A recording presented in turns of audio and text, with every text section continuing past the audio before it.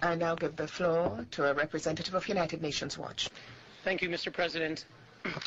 6 decades ago, in the aftermath of the Nazi horrors, Eleanor Roosevelt, René Cassin, and other eminent figures gathered here on the banks of Lake Geneva to reaffirm the principle of human dignity.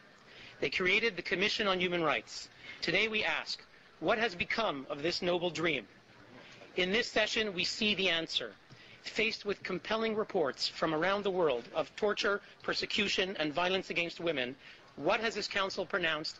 What has it decided? Nothing. Its response has been silence. Its response has been indifference. Its response has been criminal.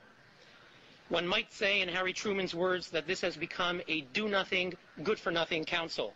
But that would be inaccurate. This Council has, after all, done something.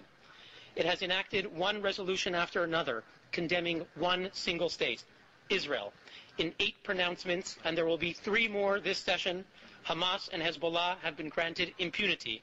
The entire rest of the world, millions upon millions of victims in 191 countries, continue to go ignored. So yes, this Council has done something. And the Middle East dictators who orchestrate this campaign will tell you it is a very good thing, and that they seek to protect human rights, Palestinian rights.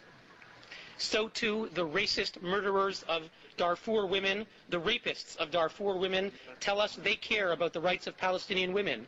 The occupiers of Tibet care about the occupied, and the butchers of Muslims in Chechnya care about Muslims. But do these self-proclaimed defenders truly care about Palestinian rights?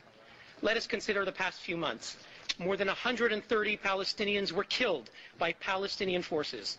This is 3 times the combined total that were the pretext for calling special sessions in July and November.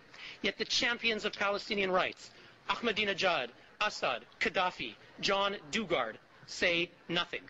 Little 3-year-old boy Salam Balusha and his 2 brothers were murdered in their car by Prime Minister Haniyeh's troops. Why has this Council chosen silence? Because Israel could not be blamed. Because, in truth, the despots who run this Council couldn't care less about Palestinians or about any human rights. They seek to demonize Israeli democracy, to delegitimize the Jewish state, to scapegoat the Jewish people. They also seek something else, to distort and pervert the very language and idea of human rights. You ask, what has become of the founder's dream, of Eleanor Roosevelt, of René Cassin, of John Humphrey, P.C. Chang, Charles Malik, who assembled here in Geneva 60 years ago? Mr. President, with terrible lies and moral inversion, this Council is turning that dream into a nightmare. Thank you, Mr. President. Por primera vez.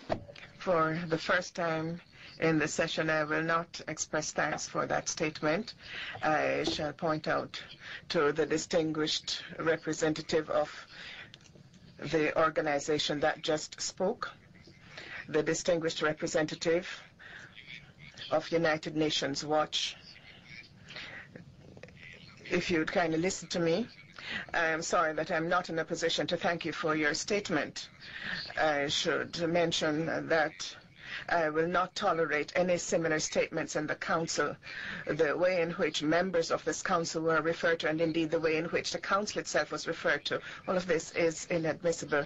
In the memory of the persons that you referred to, founders of the Human Rights Commission, and for the good of human rights, I would urge you in any future statements to observe some minimum proper conduct and language.